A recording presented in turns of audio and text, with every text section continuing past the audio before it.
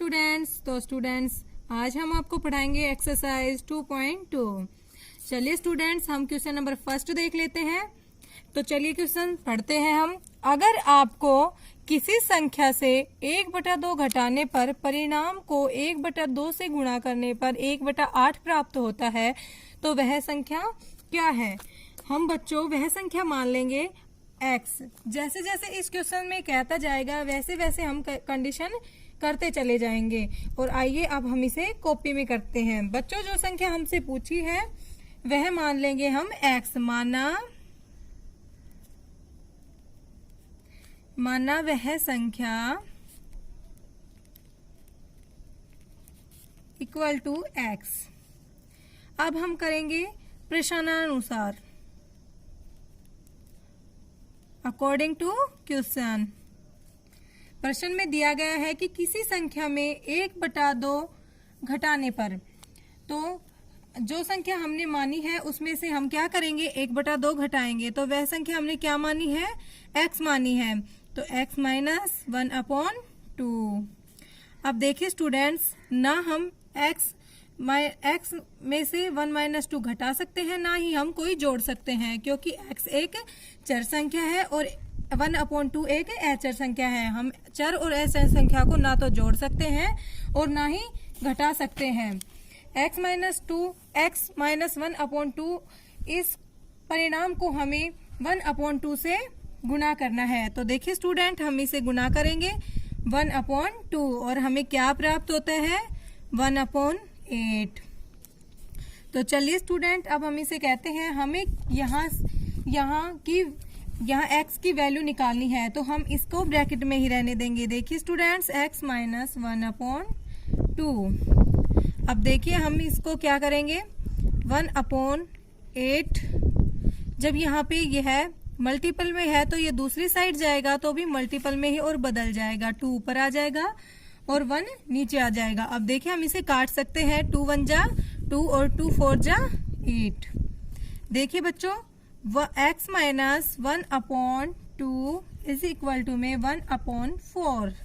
अब देखिए हमें किसकी वैल्यू निकालनी है, x की निकालनी है। तो x इज इक्वल टू में 1/4 प्लस में 1/2। अब देखिए स्टूडेंट्स, हमें 4 और 2 का एलसीएम ले लेना है। एलसीएम लेंगे तो जब छोटी संख्या बड़ी संख्या से पूरी तरह से विभाजित हो रही है तो अब हमें बड़ी संख्या को ही एलसीएम मान लेना है। तो देखिए स्टूडेंट्स, 4 हमारा क्या हो गया एलसीएम हो गया।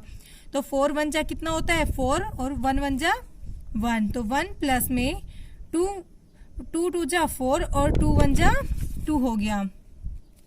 हम किसकी वैल्यू निकाल रहे हैं x की निकाल रहे हैं। तो देखिए स्टूडेंट्स, हम इन दोनों को ऐड कर लेंगे। इन दोनों को ऐड करने के बाद हमें क्या प्राप्त होता है 3/4। अब हमें जो संख्या चाहिए थी वह मिल गई है। देखिए x इज इक्वल टू में 3/4। देखिए स्टूडेंट्स, हमें अपना आंसर मिल गया है। ये हमारा क्या है आंसर। क्वेश्चन नंबर 2 देख लेते हैं। क्वेश्चन नंबर 2 है, एक आयताकार तरण ताल की लंबाई उसकी चौड़ाई के 2 गुने से 2 मीटर अधिक है। यदि उसका परिमाप 154 मीटर है तो इसकी लंबाई व चौड़ाई ज्ञात कीजिए। यानी कि लंबाई अधिक है। कितनी अधिक है, चौड़ाई के 2 गुने से भी 2 मीटर अधिक है। यदि हम चौड़ाई को x मान ले तो लंबाई कितनी हो जाएगी। यदि हमने चौड़ाई मान लिया, माना चौड़ाई कितनी हो गई x, तो लंबाई कितनी हो गई 2 इंटू x प्लस 2। लंबाई हमारे पास आ गई, चौड़ाई हमने मान ली। साथ ही इसमें क्या दे रखा है, परिमाप दे रखा है। और परिमाप क्या होता है, आयत का परिमाप होता है 2 लंबाई प्लस चौड़ाई। अर्थात हमें 2 लंबाई प्लस चौड़ाई इक्वल टू में 154 दे रखी है। चलिए अब हम इसे हल करेंगे। चलो अब हल करते हैं। हमने चौड़ाई मान ली है x मान ली है और लंबाई हमने 2x प्लस 2 मान ली है। यहाँ बच्चों 2 और 2 को जोड़ ना दे, ये इसे ऐसे ही छोड़ देना है। आयताकार और दे रखा है हमें इसमें, आयताकार तरण ताल का परिमाप। परिमाप कितना दे रखा है? 154 मीटर दे रखा है। ये आयताकार है तो हम यहाँ पर आयत के परिमाप का सूत्र लिख देंगे। क्या होता है परिमाप का सूत्र? परिमाप का सूत्र हमने ऊपर भी बताया है। परिमाप का सूत्र होता है 2 लंबाई प्लस चौड़ाई। कितनी होती है? 154। अब हम क्या करेंगे? लंबाई और चौड़ाई को जो हमने मान लिया है, ये मान रखा है, अब हम इसे इसमें पुट करेंगे। तो देखिए स्टूडेंट, अब हम इसमें पुट करेंगे तो 2 ये ऐसे की ऐसे ये वाला आ गया, और लंबाई हमने क्या रख रखी है? 2x प्लस 2, और जो हमने चौड़ाई मानी है वो कितनी है? x, तो प्लस में x, और अपना परिमाप ये ऐसे के ऐसे एज इट इज लिख देंगे। लंबाई हमने मानी है 2x प्लस 2, तो उसको ऐसे रख देंगे। ये जो 2 है, देखिए ये 2 है, अब इसे हम इस साइड ले जाएंगे, तो क्योंकि ये यहाँ पर मल्टीपल में है तो ये इस साइड इसे ले जाएंगे। तो इसे ले जाएंगे तो कैसे आएगा? 2x plus 2 plus x is equal to 154। ये इधर मल्टीपल में था तो यहाँ पे क्या हो जाएगा? डिवाइड में आ जाएगा। अब देखिए 2 हो गया। अब इसे हम काट देंगे। कितने पे कटेगा? 77 पे कटेगा ये। अब जो गुणा में चीज होती है उसे हम भाग में ले लेते हैं। अब देखिए स्टूडेंट्स, अब हम इसे करेंगे 2x plus 2 plus x equal to 77।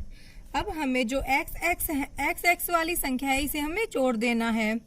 तो क्या करेंगे? 2x plus x plus 2 equal to में 77। तो क्या करना है हमें? कितना हो जाएगा? 3x plus 2 equal to 77। अब हमें संख्या को इस साइड ले जाना है, तो इस साइड ले जाएंगे तो क्या होगा? 3x इक्वल टू 77 माइनस 2 कितना हो गया? 75 आएगा। फिर अब हमें x का मान निकालना है, तो कितना हो जाएगा? x इक्वल टू में 75/3 कितना हो जाएगा? कितने पे कटेगा? 25 पे कटेगा। तो कितना हो गया? 25। माना कि हमें अब x की वैल्यू पता चल गई है, कितनी है? 25। ठीक है, यहाँ तक समझ में आया। अब हम आगे करेंगे। अब x को हमने क्या मान रखा था? चौड़ाई मान रखा, तो अब हम इसमें लिख देंगे आयताकार तरण ताल की चौड़ाई कितनी हो गई? x इक्वल टू में 25 मीटर हो गई। 25 मीटर आ गई। तो अब ऐसे ही हम एज इट इज लिखेंगे आयताकार तरण ताल की लंबाई। तो लंबाई कितनी हो गई? लंबाई हमने पहले मान रखी थी 2x प्लस 2। तो अब x की जगह हमें यहाँ पे 25 पुट करेंगे। तो कैसे करेंगे? देखिए, x की जगह 25 लिख देंगे और प्लस में 2, तो कितना हो जाएगा? 50 प्लस में 2, और यहाँ पे क्या आ जाएगा? 52 मीटर आ जाएगा। तो देखिए स्टूडेंट्स, ये हमारे पास आंसर मिल गया है। एक हमें आंसर यहाँ पे मिल गया है, ये हमें चौड़ाई मिली है, ये हमें लंबाई पता चला है। क्वेश्चन नंबर 3 देख लेते हैं। क्वेश्चन नंबर 3 है, एक समद्विबाहु त्रिभुज के आकार 4/3 सेंटीमीटर तथा उसका परिमाप 4 सही 2/15 सेंटीमीटर है। उसकी दो भुजाएं बराबर का माप ज्ञात कीजिए। तो देखिए, पहले तो हम समद्विबाहु त्रिभुज के बारे में जान लेते हैं। समद्विबाहु त्रिभुज क्या होती है? जिसकी दो भुजाएं बराबर हो। इस डायग्राम के माध्यम से समझेंगे। ये दो भुजाएं बराबर हैं। इसे हमने क्या मान लिया है? आधार मान लिया है, बेस मान लिया है। इसकी लंबाई हमें कितनी दे रखी है? 4/3 सेंटीमीटर। साथ में हमें क्या दे रखा है? साथ ही में हमें इसमें परिमाप दे रखा है। बच्चों, इस सवाल में निकालना क्या है? इस त्रिभुज की भुजाएं निकालनी है। माना, चलिए स्टार्ट करते हैं क्वेश्चन। माना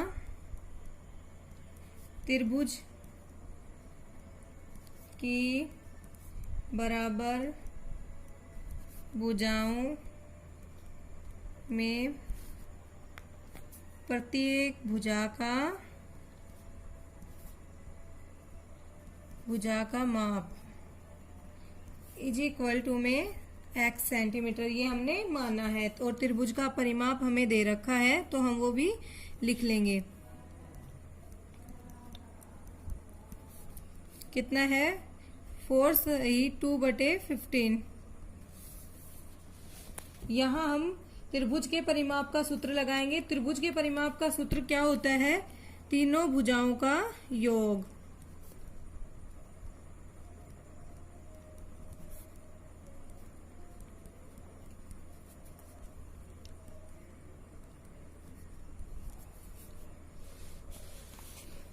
तीनों भुजाएं कौन कौन सी है इसमें? ये भी हमने x मानी है, ये भी हमने x मानी है, तो इसमें x plus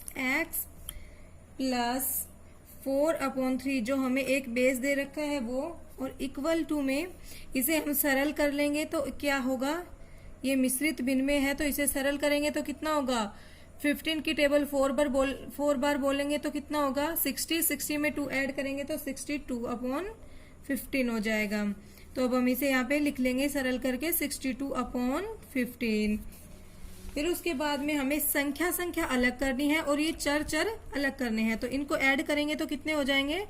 2x plus 4/3 equal to में 62/15। अब हमें संख्या को एक साइड में करना है तो कितना होगा? 2x इक्वल टू में 62/15 माइनस 4/3।